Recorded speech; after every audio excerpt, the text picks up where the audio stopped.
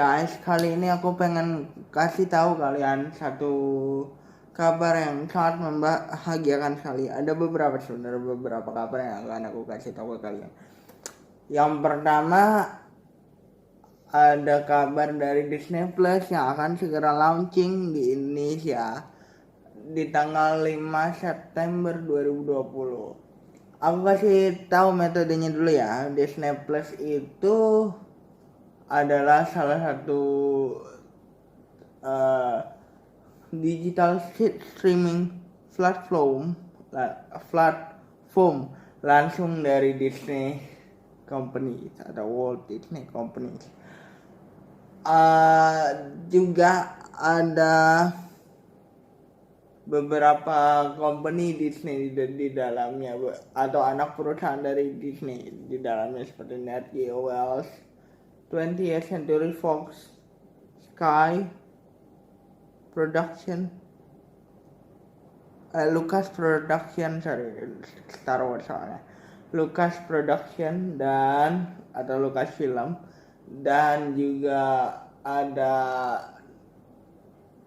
Pixar dan juga ada Disney langsung dan juga tentunya Marvel. Metodenya ini adalah berbayar tentunya seperti Netflix, tapi kita sih masih berharap ada kompensasi atau beberapa diskon di pembukaan Disney Plus, ataupun untuk akun baru diberikan free 3 bulan seperti digital streaming platform yang lainnya.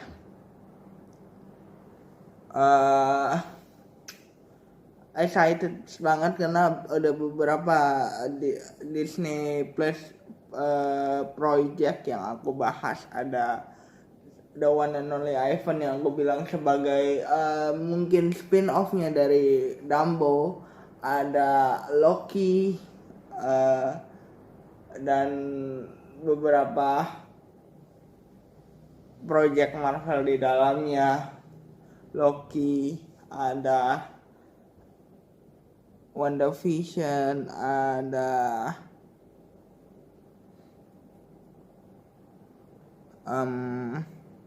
Miss Marvel, ada She-Hulk, ada Hawkeye, ada juga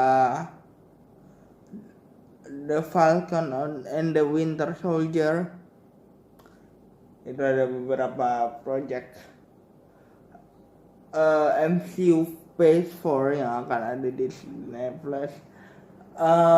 Masa depan cerah ada di Disney Plus karena kita tahu ya, bukan cuma Marvel saja yang ada di sana, ada juga Pixar, ada juga Nat Geo dan anak perusahaan Disney yang lainnya yang juga memberikan eksklusif konten tentunya, entah itu sebagai series atau entah itu sebagai eksklusif konten TV show, talk show, entah itu sebagai eksklusif behind the scene atau segala macamnya. Dan banyak banget beberapa film Disney yang tidak jadi tayang di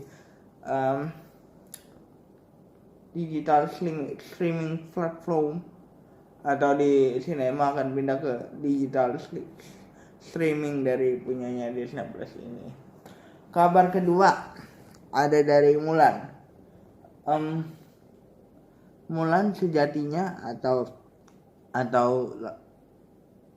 seharusnya ada di bioskop dari bulan Maret lalu ya, karena diundur-undur terus. Jadi Mulan akan di split artinya akan ada 2 versi dari Mulan di Disney Plus sebagai eksklusif konten di beberapa benua yang nantinya akan ada di Disney, yang akan ada Disney Plus di dalamnya, di dalam negaranya. Dan ada juga Mulan versi theatrical. aku sebenarnya agak sedikit menyayangkan ya kalau ini kabarnya di split, karena memang Mulan ini di bioskop aja pasti akan bisa mendapatkan beberapa excitement atau fans dari Mulan versi asli, atau yang ingin mendapatkan kenangan masa kecil gitu ya, bisa menonton Mulan versinya ini di versi bioskop. Kalau ini kan sebenarnya masih banyak potensinya menurut aku kalau seandainya dia tetap tayang di bioskop. Jadi aku agak sedikit menyayangkan ketika harus di split. Memang akan tayang di bioskop, tapi untuk beberapa negara yang belum ada Disney Plus seperti itu. Dan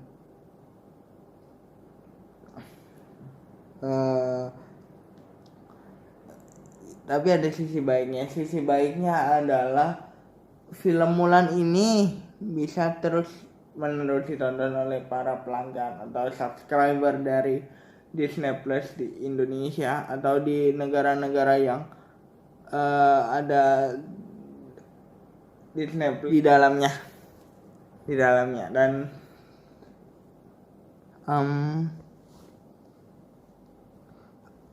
kabar ketiga,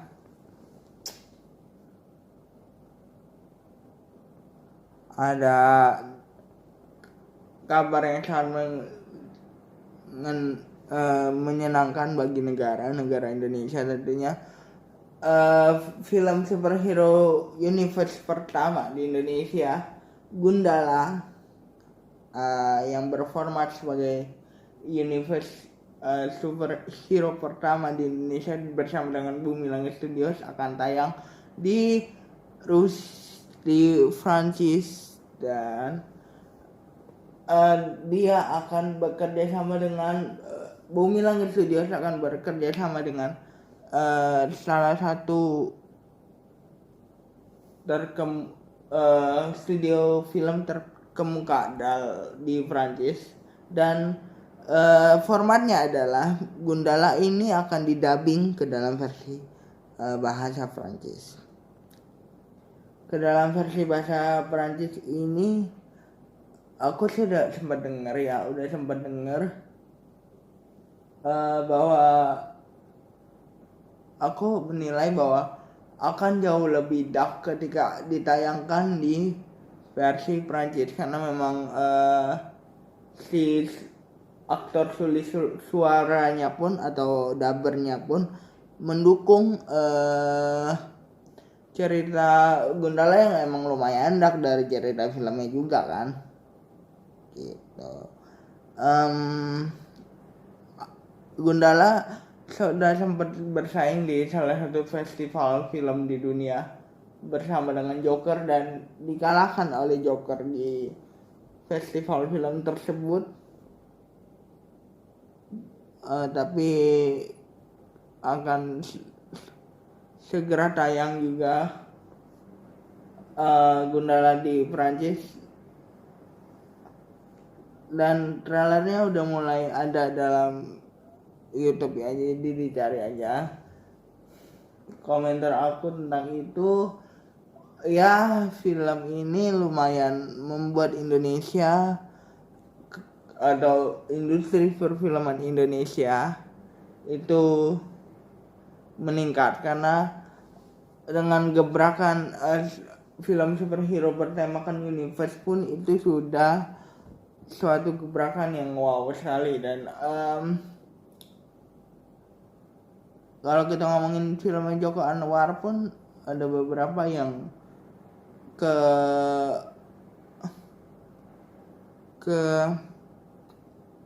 luar negeri gitu ya, seperti Perempuan Anak Jahanam dan masih banyak lagi. Aku sih masih berharap film Bumi Langit setelah Gundala akan juga sukses, karena sampai sekarang masih belum jelas ketika kita ngomongin soal Bumi Langit Cinematic Universe. Akibat pandemi ini kreasi pun masih ditahan, tapi udah ada titik cerah dengan Gundala di Prancis ini.